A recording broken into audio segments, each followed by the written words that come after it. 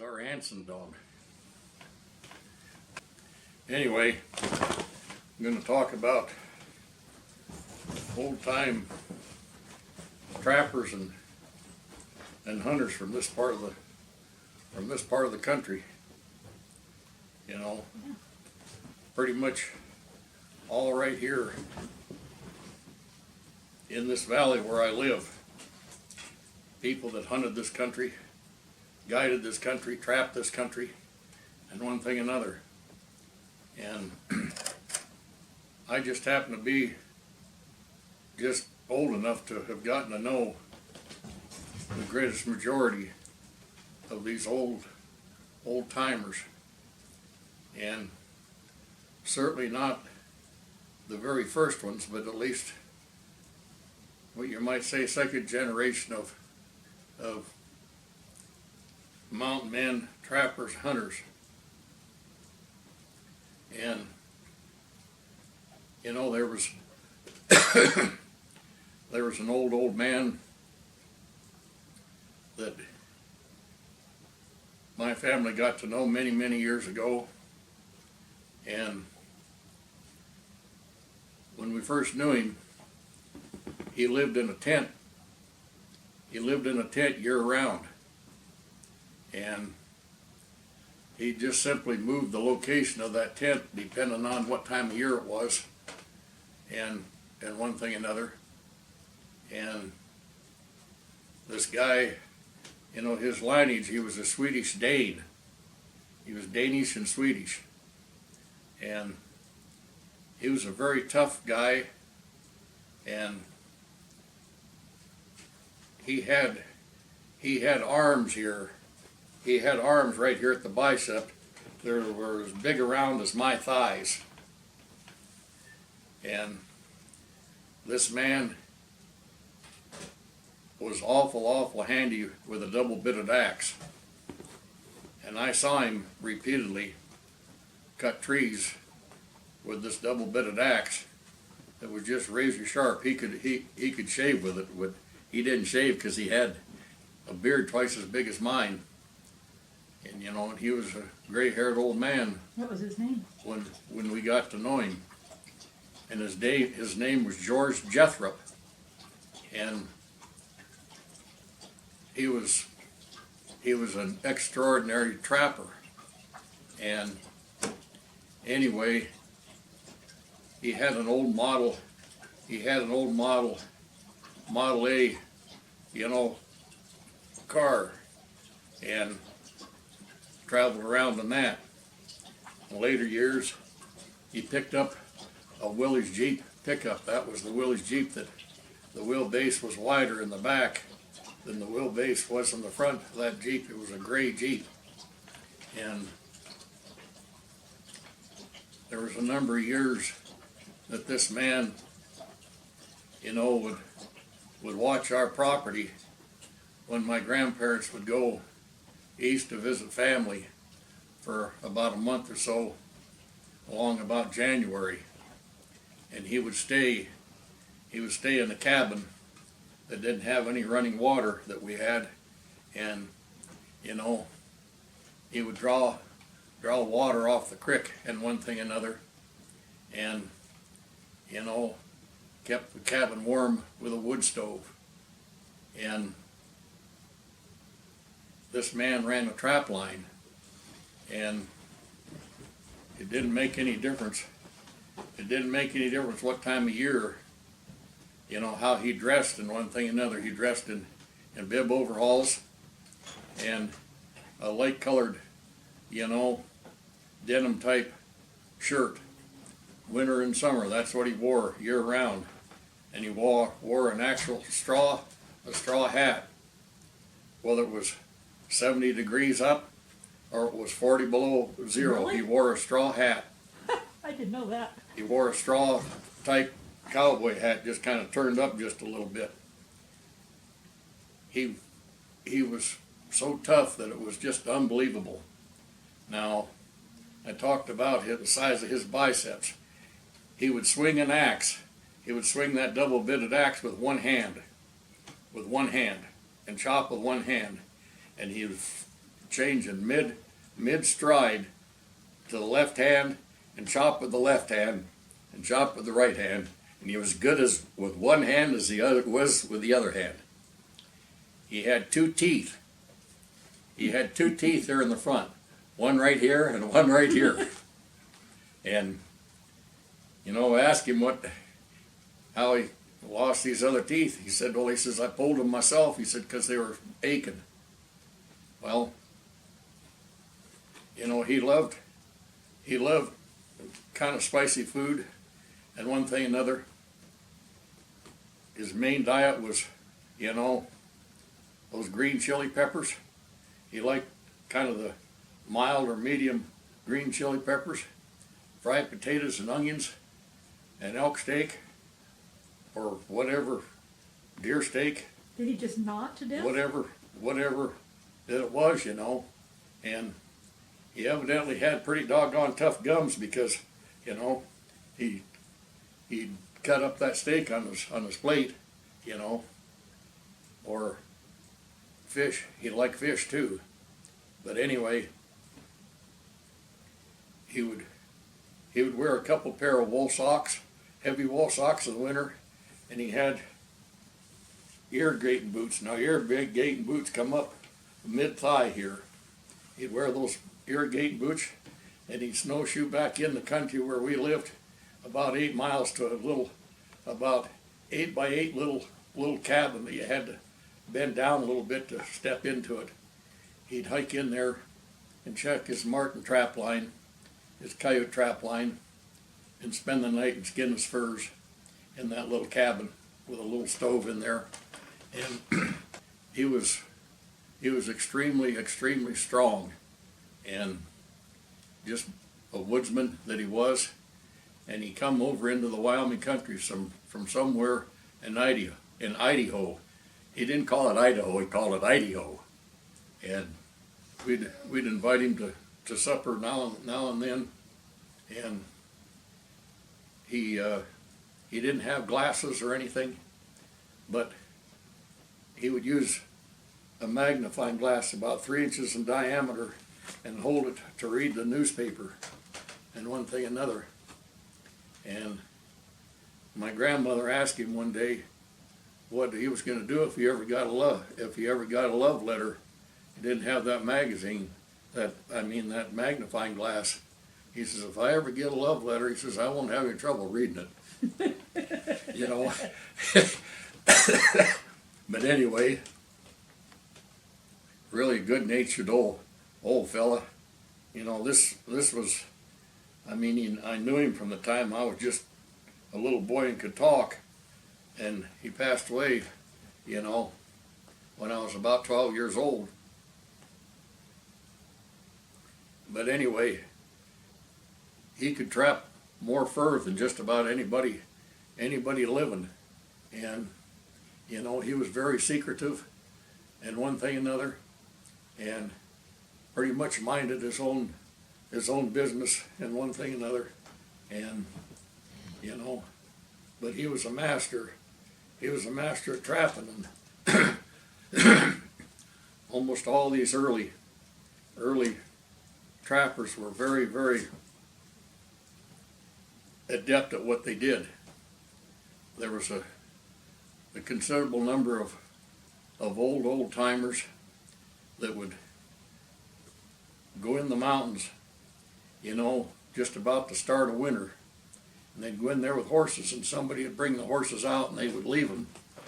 And these old timers would have, you know, tent camps, and there was a few old cabins that some of these trappers had built over the years in the back country of Wyoming that they call the thoroughfare. The thoroughfare is remote, you know. I've been into the thoroughfare twice, you know, hunting sheep about 18 years ago, I guess it was. I was in the thoroughfare. It took a long time before I ever got into that part of the thoroughfare. But anyway, these men would spend their whole entire winter and have about two different campsites where they had a tent camp or a cabin, and they'd trap marten all winter long, and one thing another. And when things started changing, they first started changing and whatnot, they quit trapping. Trapping season had closed. I don't remember what time of year it was, probably March or sometime the end of March, I think it closed. But anyway, they would load all that fur. They would load all that fur on their back, and they would walk the 40 some odd miles out of the high country, on snowshoes and one thing another, with a gun with them. And sometimes there were a number of these trappers, a couple of them that might partner up for the winter, and they didn't particularly stay with one another, but they stayed in the back country and they would cross one another's path, weekly at least, and had a little bit of company. But of course they had to pack all their provisions in there for about a 4-month stay, and these were really tough people, really outstanding men in the mountains, and you got to understand that this was a day and age that we don't have the outstanding communication ability that we have today with satellite phones and things of that nature. We didn't have anything in this day and anything like that day and age. Just we're in a remote country, and if something happened, it just might be the end. But I never knew anything to go on when one of these people expired in the mountains. They knew how to take care of themselves in very cold weather, and one thing another. They might hold up for days, in a tent if it was 50 below zero or something like that, and not travel on their snowshoes, which they called webs, and and I got attracted to this, and I started trapping when I was, doing the trapping when I was about 12 years old. I could buy, at that time, a trapping license and one thing another, and I actually had a trapping license that had been in various one of these old timers' names, and I had the whole area to myself, because those things had all expired over the years. They didn't have, they just had running permits year after year, and I picked all that stuff up. And there was an old man, that was an excellent trapper, and I knew him, and I was about 13, 14 years old, or maybe just a little older, about, I think, right in there. But anyway, I was having a little bit of difficulty properly being able to catch beaver, and once in a while the beaver were setting my trap off, or one thing or another, and maybe the beaver wouldn't go down the drowning line and wouldn't drown himself, and so I was in and I stopped by the old man's place. He had a place in town. As he was getting a little bit older, he was still doing these things, and one thing or another, was in pretty good shape, but his name was Roy Glasgow. And I told Roy, going on, he says, well, why don't I just come up one day, he says, and we'll go on the trap line, and he says, I'll get you set straight on maybe what you're doing wrong and one thing or another. And he came, and we spent about 3/4 of the day setting beaver traps and a few snares. And the very next morning I checked everything, and I had 13 beaver the first day. Oh my goodness.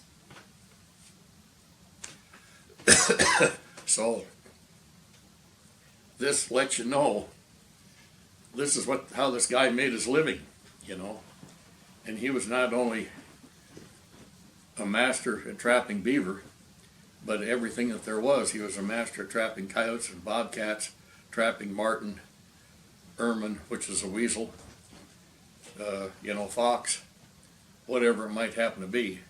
And he spent time, in the high country, in the winter, doing some of these things on a remote trapping line. And it was a very, very fortunate that I got to know some of these people. And for many, many years, there were some of these people that spent, 30 some odd years, or maybe 40 years, doing this every winter. for the majority of their lifetime until they got kind of too old. And back in the day when these guys were trapping, a marten pelt would fetch $35. And a lot of times these guys would come out of the mountains with 100 to 150 marten. Well, if you take $35 times 100 or 150, that's a pretty good paycheck for a year back, 60, 65, 70, 80, 90, 100 years ago, you see. And fur was in, it was, it was popular, and these people were in just outstanding shape because they lived and did everything in the outdoors, were in the outdoors every day of their life doing these things and using up a lot of calories, a lot of energy, and one thing another. And there was another fella, actually one of my friends early years that lived about 12 miles from me. His dad was a trapper, and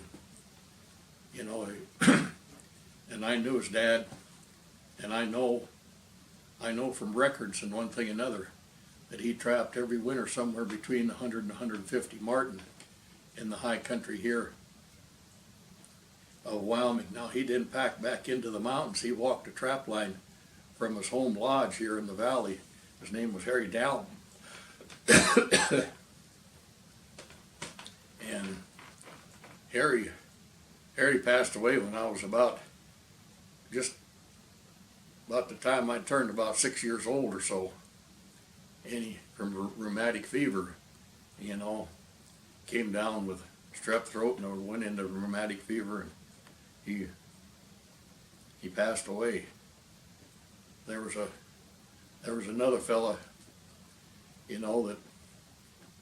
that spent a tremendous amount of time in the high country of the thoroughfare, trapped the thoroughfare. He not only trapped the thoroughfare, but he was a pretty much world famous outfitter.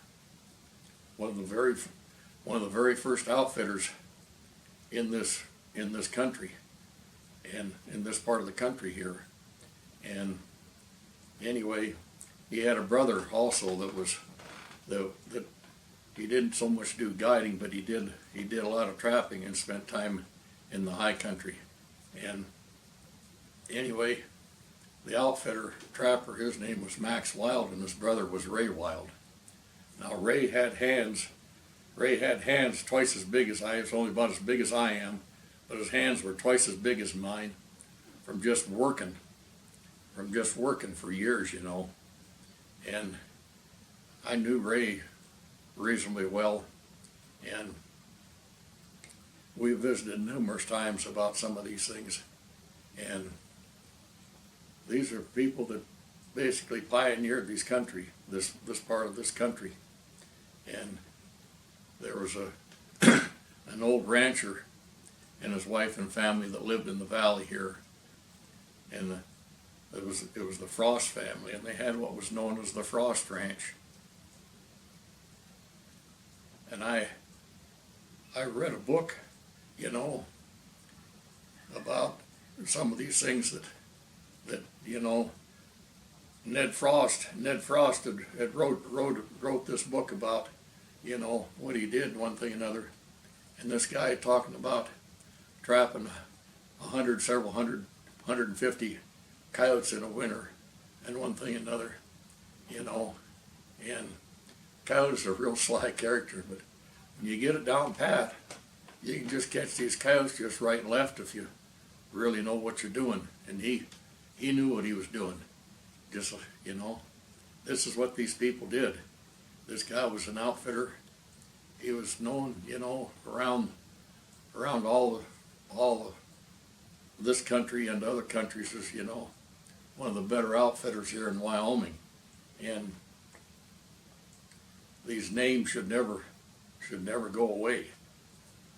The memories. There's a tremendous amount of memories there of a lot of these people.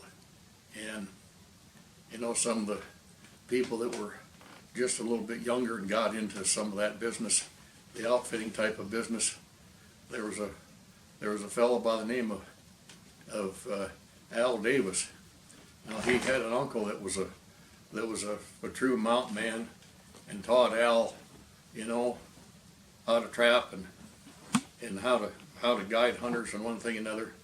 And Al was a very, very close friend of mine. I knew him from baby, you know, from the time I was a baby. And, you know, anyway, he had an uncle, and the uncle that was the mountain man was influential, obviously, with teaching Al, you know, how to do all these things.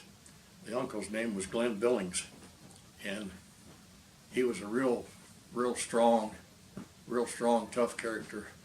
And now Al, you know, I was with Al one day, you know, in his later years, and we were antelope hunting, and we had my oldest son with me, and he was, I believe, 14 at the time, and Al had a couple of antelope permits, and we went antelope hunting of a morning, and he had a little Toyota pickup, and we got into antelope country, and Al killed an antelope, and he was dressing this antelope, and the sweat was just running off of his forehead. And I said to Al, I said, "You're having another episode, aren't you?" He says, "Yeah." He says, I'm having a heart attack."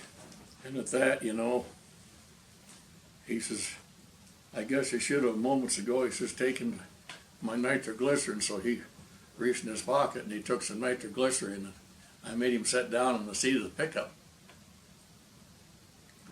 And my son and I, we finished dressing this antelope and taking care of it, you know. One thing another, loaded it in the pickup. And this is about 20-30 minutes later, something like that, you know. And Al was looking better, feeling better, one thing another. And, you know, I don't know whether it was just then, that day, or whether it was some other days. I learned that over time, Al told me that he'd probably had 24 heart attacks. Now he'd be on the back of a horse, and he'd have a hunter in the high country or Wyoming sheep hunting or elk hunting or something, whatever it happened to be, and he wouldn't stop. He'd just keep going. He knew that he was having a heart attack, and you know, he traveled with nitroglycerin. I don't know when he started that, but Al could drink an entire liquor store dry of liquor. He just was a real heavy drinker, you know. And I don't know, you know. It didn't have much of any detraction from his character. He was just a tough guy, and you know, I just loved him to death. But anyway, you know, these are some of the old folks that were around. There was another man that had a big game hunting outfit, had a lodge 4 miles from us, and he'd come out into this country from Pennsylvania, and his name was Harry Pius. And a lot of people, you know, in later years he had, you know, snow white hair and white beard, and a lot of people, you know, called him Cotton. But anyway, you know, he had various nicknames, but this guy, he might have been the most adept hunter in the whole entire region. I think he lived to be about 94, 95 years old, and he could walk and walk and walk, you know, for a tremendous length of time, and he could walk uphill and not stop. He could just keep going, and he would win the horse. He would win some of the best mountain horses because he'd just outwalk them, leading them. And you know, it's not good to wind a horse, because then it really kind of slows him down, and you know, you got to be careful to not wind yourself or wind a horse, you know. there was another old man that lived out most of his whole life. Came into this country, I think I think it was about 23, if I remember right. And he homesteaded and built a cabin in the next valley over south from us, called the South Fork of the Shoshone. And his name was Anson Eddy. He'd been in the Secret Service. He'd been in the Secret Service for several years and one thing and another. And he was a real mountain man, and he'd walk,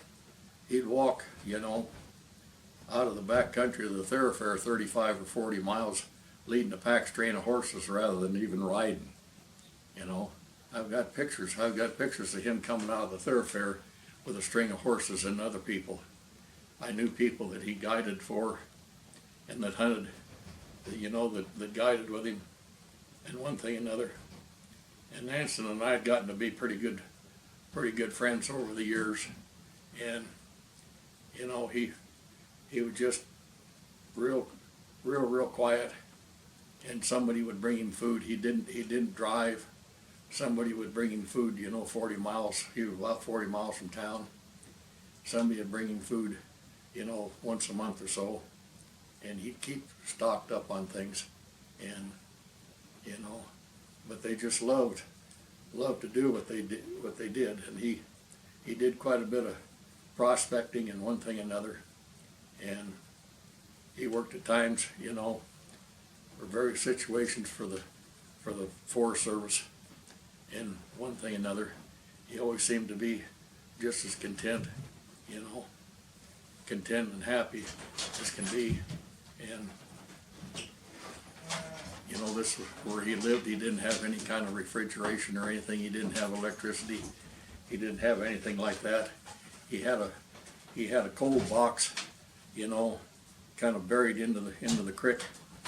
The creek running to keep that box cold, keep things cold, That's how he kept his things cold and one thing another. And, he lived to be about 83 years old or something like that. But anyway, these are just some of the people that did some of these things. He spent a lot of time back in that thoroughfare country guiding and trapping marten and just about anything, And he would hunt lions just by himself without dogs or anything. He would hunt a lion. He learned their natures, and he would hunt a lion and walk a lion up over in the country where he lived in and kill a lion, without even any dogs. He just knew these things. These people, these were real outdoors people, real hunters. Unfortunately today, it seems like, we've got a whole opposite direction going on here with people that they go hunting, but they're not hunters. I'm talking about real hunters, you see, and this is where I learned to do a lot of these things, is from all these folks. I might add that if you like these stories about the old timers, there's stories Randy has about these old timers, each individual ones that he can expand on, and if you guys like to hear these stories, we'll do more. Let us know.